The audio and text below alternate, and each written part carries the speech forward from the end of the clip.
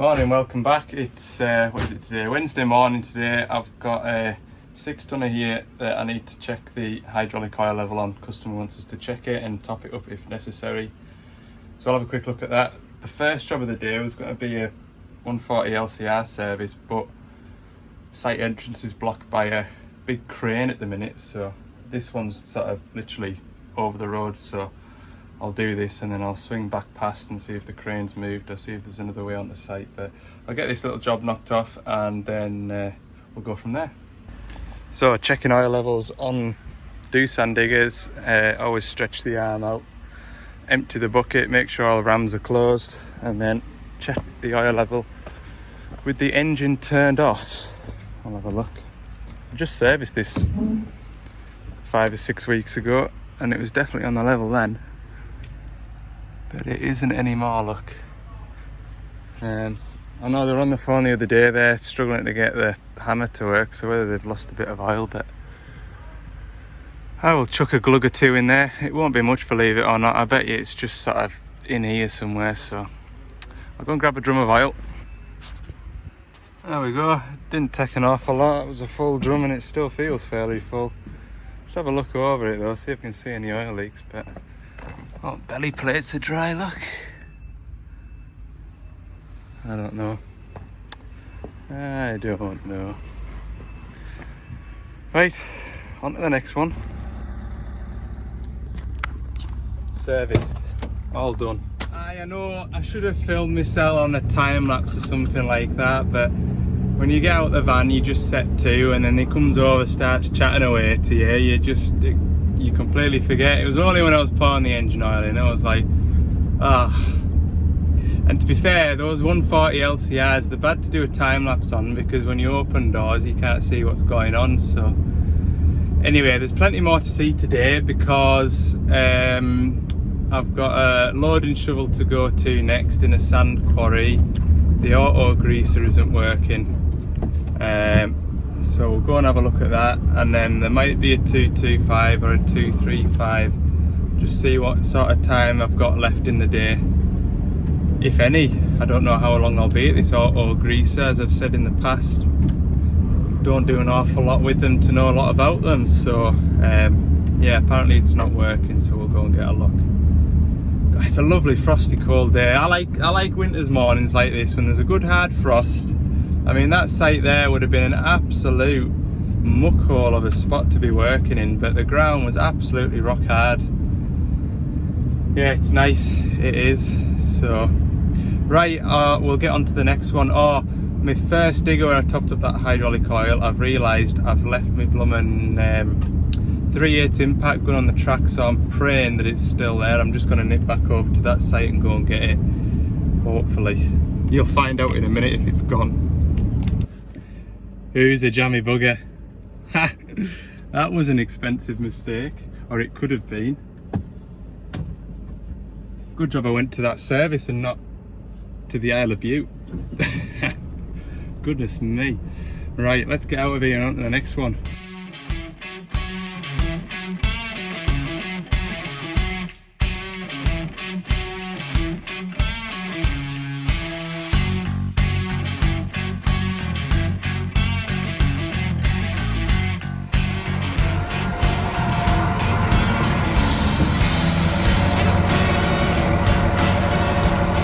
There's a little spanner light on there.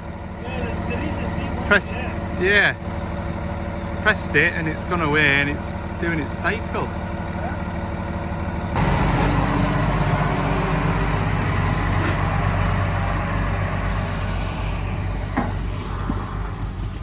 What a life's mystery is that. Had a little spanner light on.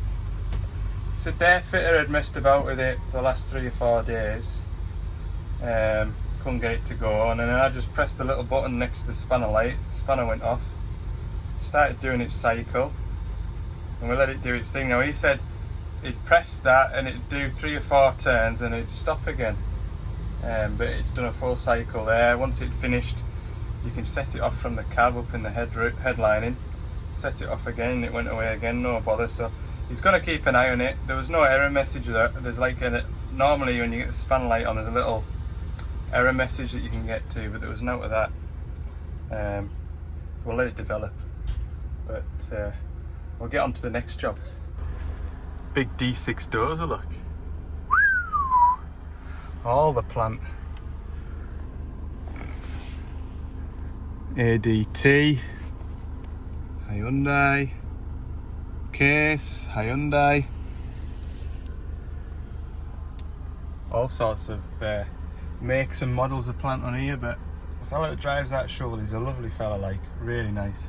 I looked after that machine till 6,000 hours, and then they took over the servicing, and he says, hey, this machine's gone downhill since you stopped looking after it. He's a lovely bloke, like. He's saying, I've complained about this auto greaser for the last 4 days. 4 days! I says, well, I only found out about it yesterday. Right, I says to him, I says, well, it seems alright there just now. I says, you pick up the phone to me if there's any more trouble, and we'll come back and double check everything. Right, 235. This one's going to be a bit more in depth than the last few jobs today. So if you remember back, the complaint was very, very occasionally, it was as though half the engine was knocked off, and I've seen it before, and it was a software update that sorted that. It was when you went into a force regen, it would run up to 1400 RPM, then when it went to go into the 1800 RPM stage, it started missing and coughing and spluttering. So if you remember back to that video, I went to update the software on the machine. The machine was up to date with its software, but I took down all the information off the ECU and the stored error codes, and I put a report together, sent it to my boss to sort of forward on to do some. But my boss has noticed, or he's picked up on one or two things that I can come back and try before we go any further down the line, and that is to check the resistance in the injectors. Now, the injectors are basically solenoids on and off, on and off, and I know, I've seen it in the past, it was a 30-ton digger. The wiring harness goes into the rocker cover, and what was it doing? One of the wires for an injector was touching the rocker arm, and it would arc out, and when it did that, it would knock down its other injectors on the same line. So you've got 2 banks of injectors basically, and when you arc out one line for one injector, the other 2 will knock off, which sort of does, to be fair, sound like what this is doing. So what I'm going to do is check the resistance of each injector from the ECU plug. I'll do it while it's cold, I haven't started it. I'll run it up to working temperature, and I'll do the same again, because from what I've gathered, it does it once the machine's been working. I can well imagine I won't find any discrepancies, but it could also be that if the solenoid that opens and closes isn't right on one of the injectors, it could have the same effect. And then once I've ran it up and worked it and got it warm, and I've tested the wiring down here at the ECU plug, I'll try and take the rocker cover off and just inspect the wiring inside the rocker case. So that's what I'm going to do today. So I'll go and find my multimeter and my little needle probes to check this out. So I've just done that test through all these wires going into the ECU, and they're all the same, which is sort of what I expected, to be fair. So next I'll start it, run it, get it hot. Hopefully the fault presents itself, but I have a feeling it won't. We'll see what happens next. Right, I've got it warmed up, everything's hot. What I did was I started it, let it do its warm up thing, and I've put it through a force regen, so everything in there will be lovely and toasty now. I mean, the machine's defrosting, look, water running off it everywhere. So yeah, what I'll do now is I'll pop the bonnet and we'll try and get the rocker cover off and just visually inspect the wiring inside the rocker cover. So we'll do that now. Right, the rocker cover's off, and yeah, underneath the rocker cover where you've got your oil fill point, underneath that mysterious oil fill point is this lot under here. So these are your rocker arms here. On this machine you've got 4 valves per cylinder. You've got 2 inlet and 2 exhaust valves. So how should we say this? As the piston's coming up the cylinder, that's your compression stroke. So as it's coming up, this injector will fire out a bit of diesel. It'll combust and shoot down the way. As the piston comes back up, it'll let that exhaust gas out. So this arm will push down, let the exhaust gas out. And then as it comes back down again, this valve here will be pushed down and let the air in. And then the cycle continues. These here are the wires that will allow the injector to let a shot of diesel out. So these injectors are always, other than when they're firing, they're always pressurized. So with it being a common rail engine, high pressure fuel pump stores or fills this chamber here, which is the rail, with high pressure diesel. There's nothing in here to stop the diesel coming into these pipes here, which are your injector pipes. So all the fuel, high pressure fuel, goes into here and into this injector, and it's only when the injector's told to by the ECU does it let out some diesel. That's the basic principles. What you'll find is there'll be various instances where the injector will inject on the exhaust stroke, and it does that to raise the temperature in the SCR to build temperature to do burnouts and stuff like that. But yeah, what I've seen is the wiring rubbed through, but I can't see any instance of that. I'll just grab this phone call. Yeah, so once I have seen an injector wire rubbed, but I can't feel any. To be fair, and that machine had done 8,000 or 9,000 hours as well. I've also seen this plug here pass engine oil, but it doesn't. I've noticed them because I've seen them damp, but it hasn't, to my knowledge, affected the running of the machine. I'll unplug it and have a look, and I'll check again the resistances directly onto these injectors. Got it unplugged and it's immaculate, as you'd expect. I'll let you have a look in this side so you can tell us what it's like. Don't know if you can see. I'll have a look myself now when I watch that little clip back. Well, you wouldn't have seen anything, it was just a black hole, wasn't it? But I've taken a picture on my works phone, and that's just like the glue that they stick them in with. It looks happy enough. So put that plug, so that plug will go straight back to the ECU, that into the main loom, and straight back to the ECU. I don't believe there's any plugs between that and the ECU where I was testing down there. Yeah.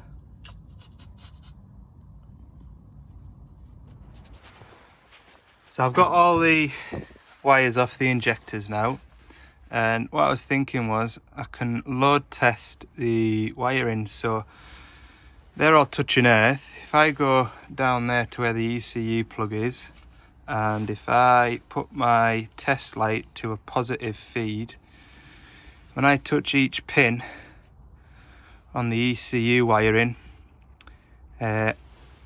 I'll make a connection then, won't I? Because they'll all be earthed. So I'll be able to load test them.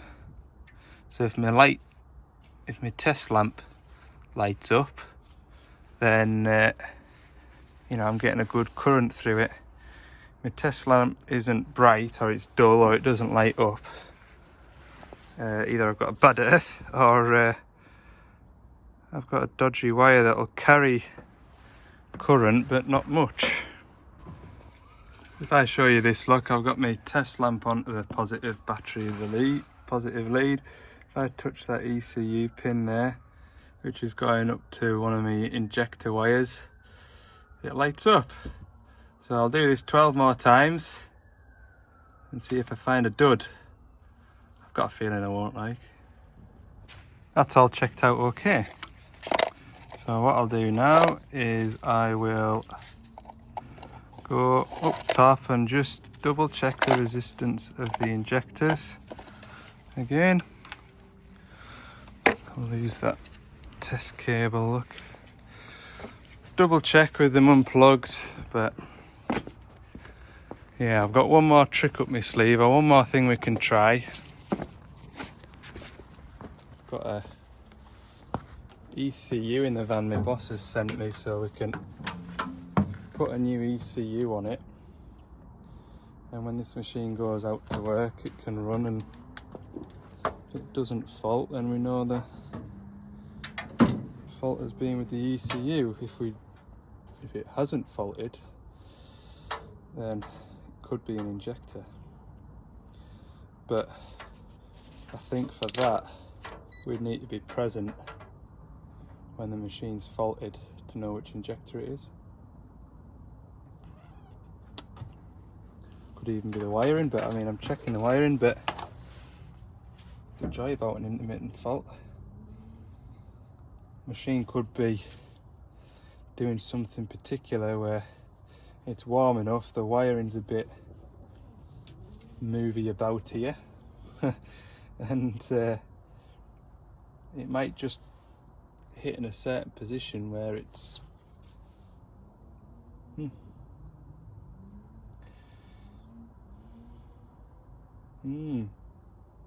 Right, I'll check these injectors. Moon's come out. Anyway, little tip for doing something like this, what I was always told as a young lad. Putting these rocker cover bolts in, I run them all down finger tight, and then what you do is you start from the middle and circle your way out. So I'll do that one, that one, that one, that one, that one, that one, that one, that one, and it just keeps it all level. Should stop it going down unevenly. So work your way out. I'm sure that's how they tell you to do it in the book as well, but yeah. And I think it's about 34 Newton meters or something like that for the rocker cover bolts, but do a gentle nip with a 3/8 bar, you'll be alright. So I've got another ECU, I've taken the data off the old one, and we'll plug this one on, bolt it in there, and make sure that's got the right software on it, because that'll run a 225, anything with a Doosan engine that'll run like, so I'll need to make sure it's got the right software map on it, and go from there. Yeah, because although this is a 235 and the same engine's in a 225, I think the engine horsepower map on a 225 is about 160, and this zero tail swing is 195 or 190 odd, because it's got different hydraulic pumps, so it needs a bit more go about it to turn the pumps round and round. So that's definitely something I need to double check once I get it plugged on. So it was the incorrect engine map on it, so I'm just uploading this one now with the correct one. So it comes up with a error warning, as you can see here. So it basically erases what's on there. Well, I don't think it does, because with the Doosan ECUs, if you're halfway through updating the software and your laptop battery dies, or you pull your USB out or something stupid, it just reverts back to the original software. Whereas when I was updating the software on that engine yesterday, when we did that knock sensor, the Perkins engine, it puts a clear file into it first, so it's a blank ECU, and then it puts the new software on. And I've said it in a previous video, I have had it where it's failed to upload the new software and that ECU's been dead basically, and I had to carry on like. So I don't mind updating Doosan engines. It doesn't seem like there's as much risk. Okay, so I've just completed the injector coding. I believe you don't have to do it because the injectors are pretty good. The Bosch injectors, but I think it's good practice to do it. The injector coding is basically each injector has its own code, which is its trim code, which is its sort of unique machining sort of. No two injectors are the same, or apparently anyway. It's very, very rare you'll ever get two injectors identical. So you put the trim code in and the ECU will learn those, and it's all to do with fueling quantities and things like that. So that's completed. I can exit that now. Just double check the ECU information is up to date. Yep, I've put the new software on it, so it's got that. Now when I plug the new ECU in and turn the ignition on, I've got an engine management light on. So obviously that ECU that I put on it's been off another machine, whether it's been a write-off machine or what, I don't know, but that code is telling me to start a service regen. So we'll start the machine up. Well, we'll see if it starts now after doing all that.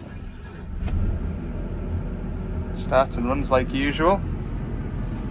So I'll let it, you can't just start the machine and do a force regen, you have to let it warm up a bit. So I'll do that. I'll fire it into a force regen, and then I'll tidy away all my tools, and we'll let this customer have it back. It should be going onto a job in the new year, so that'll be the chance for it to do its thing, see if it's been the ECU or not.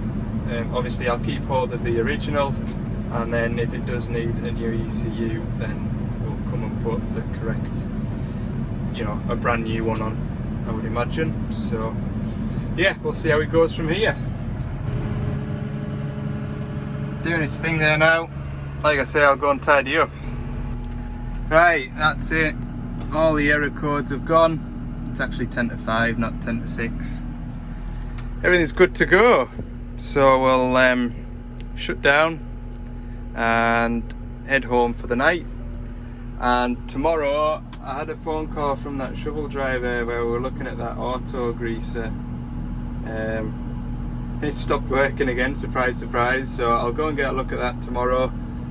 And there's a 225 to go and see. I think the track pedals are loose or tight or something like that. And what else is there? Oh, there's a lot of mini digger in the yard that the salesman wants started, so yeah, we'll do that tomorrow. See you in the morning. Morning. Frosty start today. Got this loud Takeuchi TV 125 the salesman wants starting, so I give it a bit click over, but it wouldn't go with it being so cold, so we'll give it a bit of heat first. See if it'll fire up. I'm sure it will. It's a Takeuchi. Everybody rates Takeuchis like. How many hours it done? 5,500. That's plenty of heat. Right, it's gone like a sewing machine, this old lass. Give it some revs. Lovely. Right, I need to defrost these windows because he wants this bucket taken off. And I'll have to shift this as well. Man. Right, first little job done. Jobbed. Now then, where am I going next? 225-3. Oh, now then, I'll pick up before I go anywhere actually, I'll pick up a pilot accumulator. The original complaint was about excessive play in the track levers, but he messaged me the other night saying, oh, hopefully that'll make it a bit better to control. Now I don't know whether he means control on the tracking or hydraulics in general, so I'll go and get an accumulator just in case. We know how, you know how we like to change these blooming accumulators, don't we? Right, that's the first digger to see for controllability, and the track pedals are a little bit loose, and so is the right hand joystick. I'm just gonna, well, I've started it and I've set it to a sort of high idle, 1300 RPM. We'll just let it warm up a bit, and I'll sort of pull it out of there a bit, because although the ground's frozen, it might not be in an hour or two, so I'll pull it forward in a minute or two once it's defrosted, and we'll have a look at it. So I've got this digger thawed out. I'll just pull it out of here, just onto sort of here-ish. We'll give it a workout and see how it feels through the joysticks. There's a bit of play in here, look. So we'll try and get that adjusted. They're a bit stiff as well, so we'll maybe pull this floor mat out and pull the pins out and lubricate them. What I've also noticed is there's a lot of play in this joystick, and that one's a bit tighter. That one's probably just about right, so I'll pull this rubber up and we'll get that adjusted and see how it feels after that. Well, where's the window wiper? That one. Oh, it's a wiper blade, look. Didn't look at that before I set it off. Right, yeah, we'll do that. Yeah, so running the machine there just briefly, there's quite a lot of travel in the joysticks to get it to do what you want it to do. So I'll be checking the pilot pressure, make sure it's up to spec. The machine still isn't warm. I mean, the hydraulics are cold as well, so I'll have to bear that in mind. That's not the correct time either, so I'll change that. Yeah, look at these travel levers. Look, if I push them forward, nothing. Oh, nah. The pilot levers up. Let's have a feel. They're quite responsive, but they do feel a bit stiff. We'll get everything tightened up and check the pressures. So that's what we'll put it here. Look, I'll put it cross carriage and I'll stand on the track and work from. Check the back end there. Yeah, that'll do nicely. Right. So underneath the rubber here, you can see it's got a bit of an oil leak, like, but there's a fair bit of play, and that makes a lot of difference because it's only shoving that plunger down so far. So there's a bit of travel in the lever before it actually shoves it. So I will slacken that barrel nut there, which is a 22, and just turn this in, which is a 27, probably an eighth of a turn, just to take up that play. You do want a little bit, but not much. So I've taken up the play on that joystick now, and when I worked, after I took up the play on that one, this one just felt loose, so I've taken up the play on that. The machine still feels a little slow, so I'm just going to go and check the pilot pressure now. I've checked the pilot pressure and I've made some slight adjustments. It is better, but I've just switched the machine off there and checked the pilot accumulator, and that'll be to replace now. Try and get these doors open. They've had a couple of war wounds over the years, look. There we go. Whoa. So we'll get that changed now. Hi, we're getting somewhere near now. Joysticks are a lot better. There's a lot more controllability. What I've done is I've tweaked the pilot pressure slightly, but it still felt slightly out of sync. So I've just ever so slightly turned the pumps up a little bit, just a tiny bit. You haven't to go daft, like, just, I was always told, just give it a couple of flats. So I've done that. It's a lot more responsive now. I mean, before you were sort of waiting for the dipper arm to kind of catch up with yourself, so it seems a lot better. What I'm going to do is, I notice the relief pressures, it's blowing off at 317 bar and standard value is 327, so I'm just going to adjust the main relief valve. Hopefully that'll be everything up to spec. I've got the fun task of putting those rubbers back inside the housing, and then I'll take this front screen out and strip all the floor mat and give the travel levers a good clean up. Well, it seems a lot better.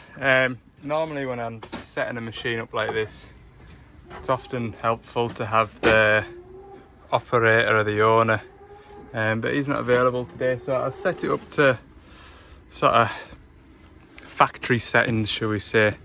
Pumps are now running at 331 bar, which is near as close enough to 327.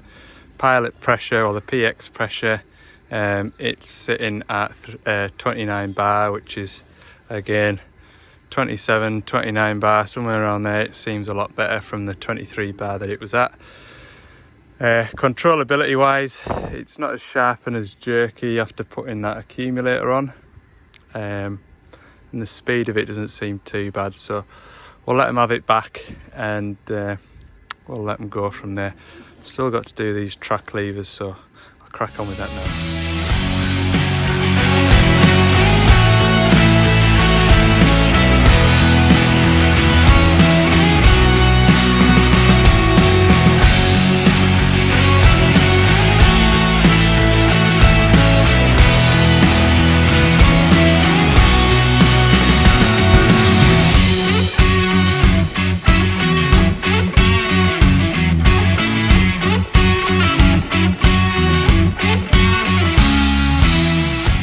I got it all stripped out and cleaned out. I can see the comments coming now, what a state the cab's in, blah blah blah, but it is what it is. Some folks see a machine as a machine, others see it as a place of work, and I'll be honest with you, I've seen absolutely immaculate cabs, immaculate floor mats, and you pull the floor mat up and it's no better than this. So yeah, these are the what are they?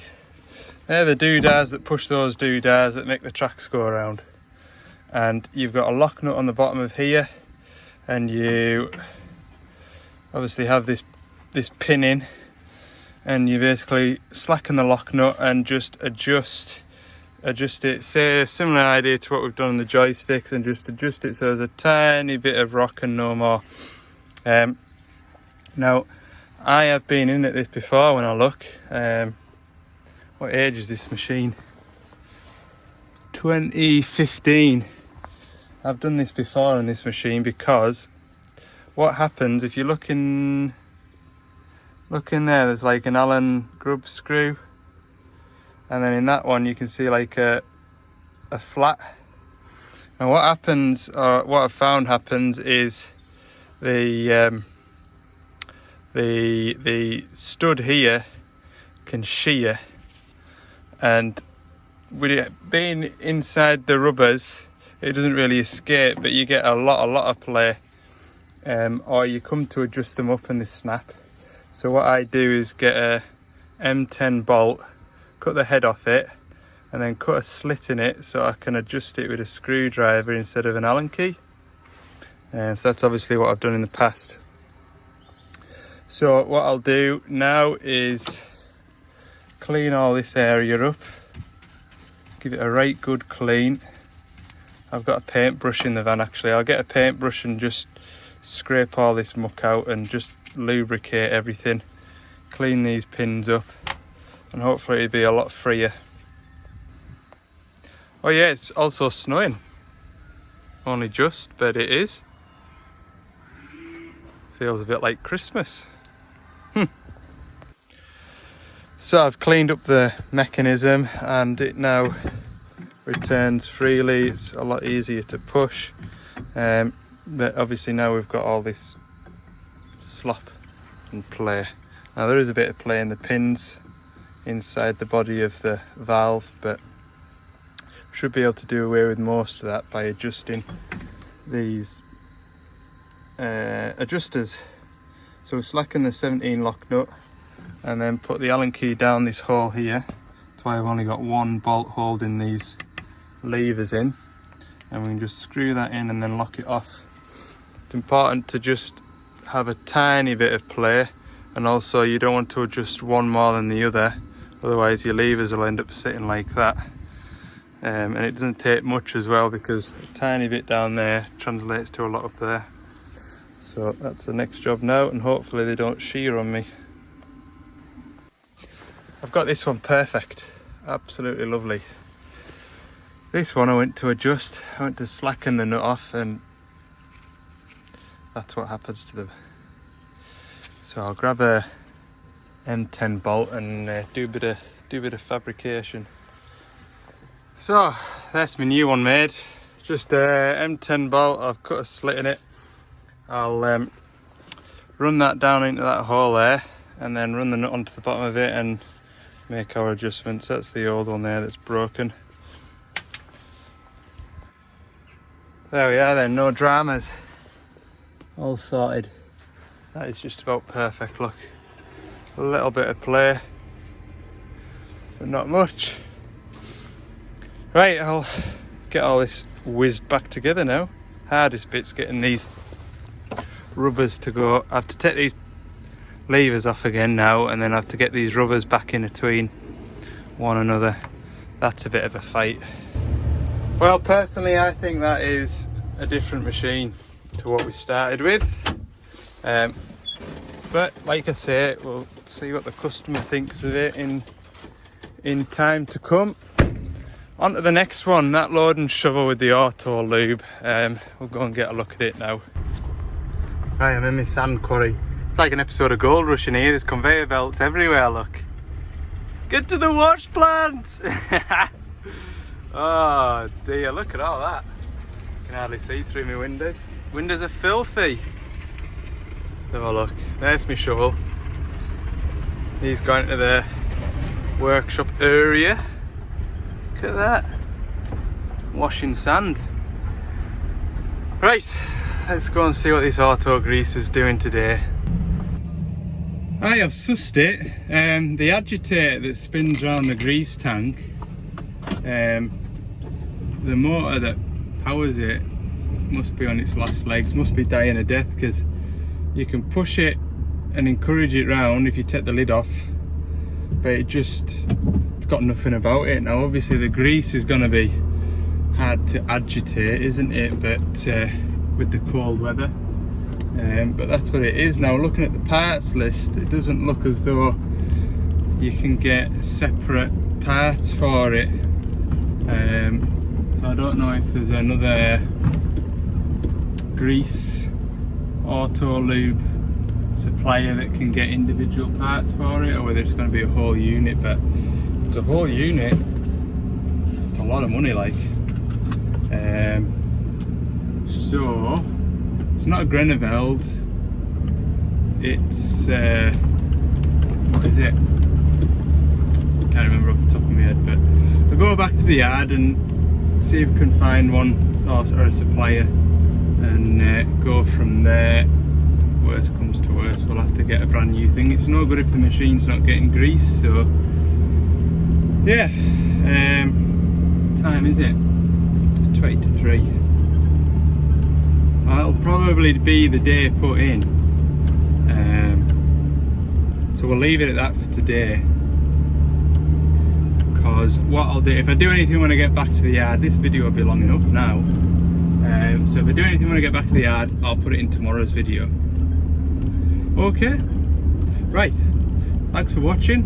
Been a bit of a variety, this video, this episode, so hopefully you've enjoyed it, and more bits and pieces. Don't forget to click the subscribe button, and if you've enjoyed it, give it a like as well. Thanks for watching, see you tomorrow.